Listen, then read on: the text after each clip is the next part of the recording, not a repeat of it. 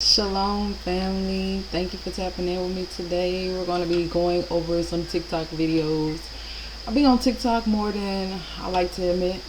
So, I follow somebody on there called Whatever Pod. He's this guy. He has a podcast and he interviews women. And it's quite interesting. The camera angles and the way that he goes about it. So, let's check it out. Body count does matter, and especially matters to men. When you have a higher body count, there's a good chance you put yourself below the standard that you really could be at. You know, not every guy that you meet at a party is going to be a good man and who's going to treat you right. If my body count was high, that means I was sleeping around with a lot of dudes that really didn't deserve me to be that way. And as for my self-esteem, that kind of does play into it because having a lower body count means that I'm being more selective. Body count does matter. 1,000,000%. What do y'all think? Do y'all think body count matters? I'm just gonna give my opinion from as somebody who used to be quite promiscuous in my younger days. The unaccountable me would be like, no, body count shouldn't matter because if it did, I probably wouldn't have any value. But as a person who likes to live in reality, I will say that body count does matter. Um, Especially if you're still single now as a woman, body count is especially important to be as something that you should be keeping control of. Because because men or women are different, right? A man could be with a different woman every single day. And it's not as frowned upon as a woman being with a different person every day because we have two different systems, right? They have outies, we have innies, and that is the big difference. They are what you call it, they give and we receive, right? So it's like whenever something is put inside of a woman, she holds on to it. So if she's with a lot of different men, it would make sense that her value would decrease. Just as I don't want to, compare a woman to a car or material things, but when you use something a whole bunch of times, the value of it decreases. Like you can't sell a car for market value after you've been in it for 10 years. So it's like as a woman, in order for us mm, to continue to have our value as women, we should make sure that we're protecting ourselves, protecting our vessels. This is something that I wish somebody would have really broke down to me in my younger years.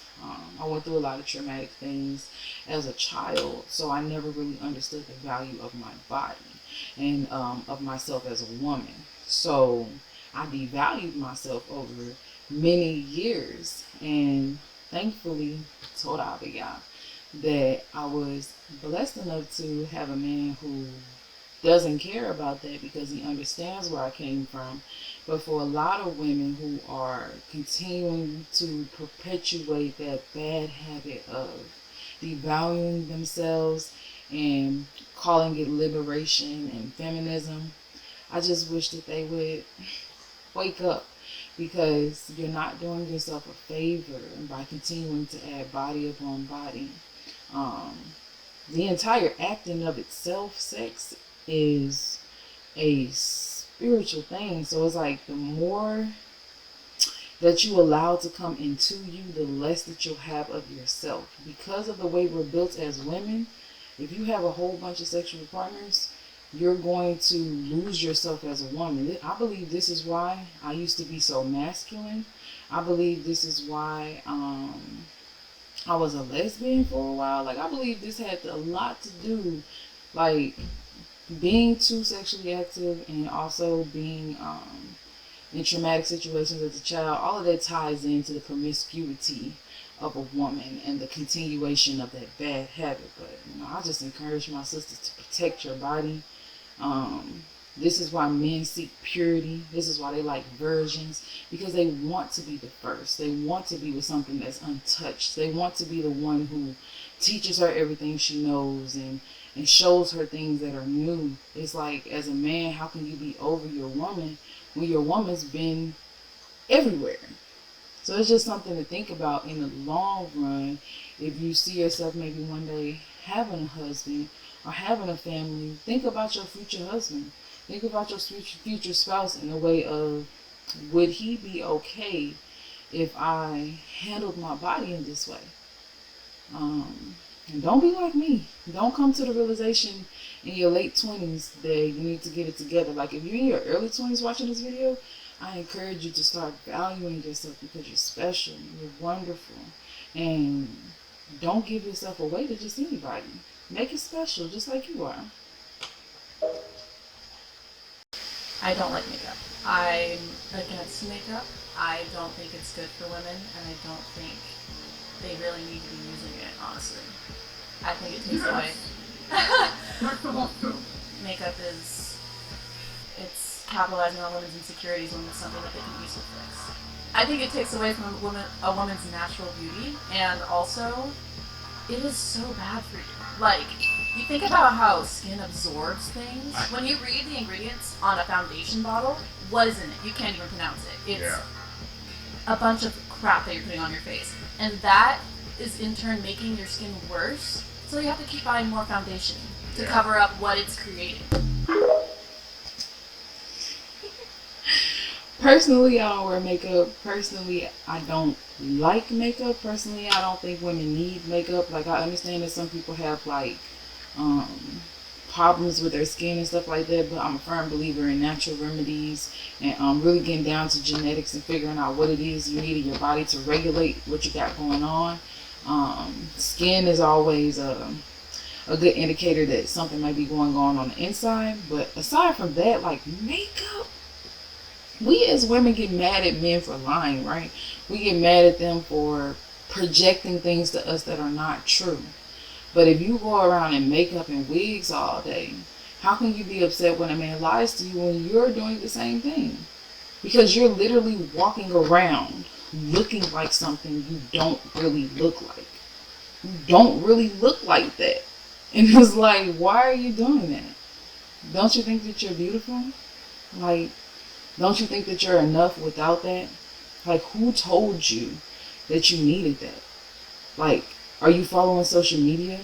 Or is it really for yourself? When you look in the mirror without makeup, are you okay? Like, you're beautiful. And to me, when a woman wears a lot of makeup, it's an indication of how she feels about herself. I understand that women say that they don't do it for other people, and I understand women who say, it just enhances my look and things like that. But you are beautiful the way that you are, and if you can't go into spaces with your natural face and be accepted, then you don't need to go into those particular spaces. You don't need to be around those particular people. You should be accepted for exactly the way you are and exactly the way that you look.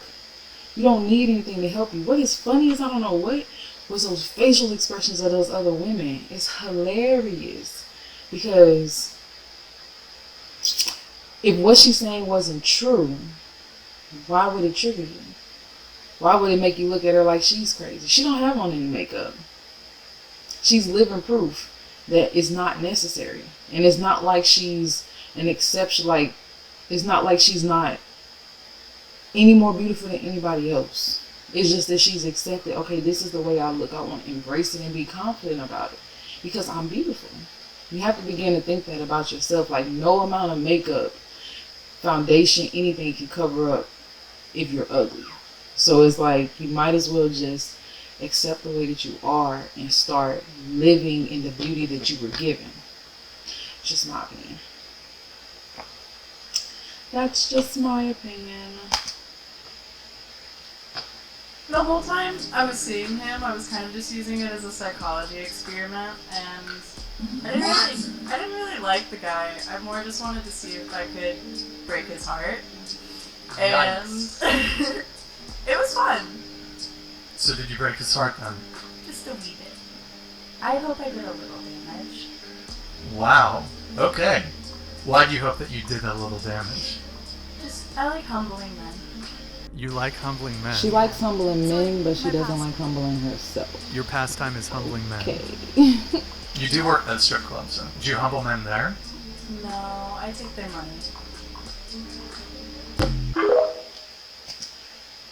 What I got from her was that somewhere along the line, I don't know when it happened to her, maybe when she was a child, or I don't know, but somebody did not love and protect her correctly. Like, she thinks she likes what she's doing, but give it about 20 years, when she hits that wall that everybody talks about, she's going to either be super bitter and hateful, or super sad and regretful of the decisions that she's making. You want to hurt a man? You know how women always ask men who hurt you? I want to ask women sometimes, who hurt you? Why are you like this? Why do you want to be like this? Why do you want to break down a man this way when all you really want, at least when I was in that same mindset of, I don't care how a man feels, I'll do him however way I want to do him. All I really felt deep down inside was alone. Lonely. Yikes. That was crazy to hear. I mean, the first step in healing, though, is just being honest with yourself. So at least she got that, because some women will be in denial to the day that they die. So I can appreciate honesty. As a woman who makes 7 figures, like, my money does not retain my relationship. Like, my ability to. There you go. If he gets home at 6 a.m., me making breakfast when he gets home is what's retaining my relationship. It's never been my ability to. I'm a Forbes lister, top of my game, but that doesn't retain my relationship. Me cooking from scratch 3 times a day retains my relationship and retains me going on 3 times a day? Yes, from scratch. I was on Food Network, but like, me being able to cook, me being able to upkeep our home and like putting labels on everything, doing weirdo organizing shit is what's retaining my It's not weird. relationship. It's fantastic.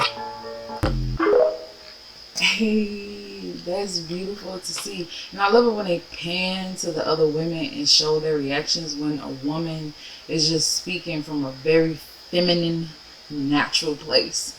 She says, this is not what retains my relationship. This is proof, because you see how pretty she is. This is proof that men do not care how pretty you are.